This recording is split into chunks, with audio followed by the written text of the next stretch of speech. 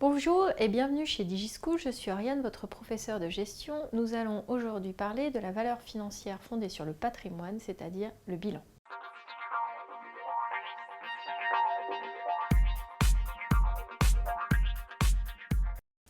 Qu'est-ce qu'un bilan? Le bilan va prendre en compte la création de la valeur de l'entreprise à travers son patrimoine en comparant ce que l'entreprise possède et ce qu'elle doit. Ce que l'entreprise possède, on appelle ça l'actif, et ce qu'elle doit, c'est le passif.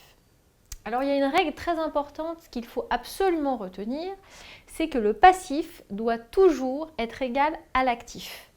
Pourquoi? Parce que le passif va correspondre au financement nécessaire à l'entreprise pour qu'elle puisse acquérir les biens qui sont dans l'actif. Alors que trouve-t-on dans l'actif? Dans l'actif, on a les éléments du patrimoine de l'entreprise qui ont une valeur positive. On va retrouver ce qu'on appelle l'actif immobilisé et l'actif circulant. Qu'est-ce que l'actif immobilisé d'abord? L'actif immobilisé, ce sont les investissements durables de l'entreprise. Ces investissements vont servir à l'activité de l'entreprise, à la réalisation de son activité. Donc on trouve les immobilisations incorporelles, corporelles et financières. En ce qui concerne l'actif circulant, eh bien, c'est les biens que l'entreprise possède pour une durée, cette fois, qui est limitée dans le temps.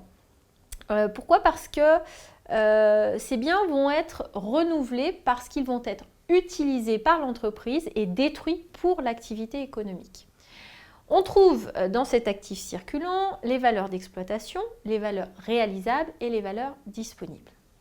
En face de l'actif, on trouve le passif. Le passif, ce sont les ressources de l'entreprise qui vont permettre à cette entreprise de financer les biens inscrits à l'actif.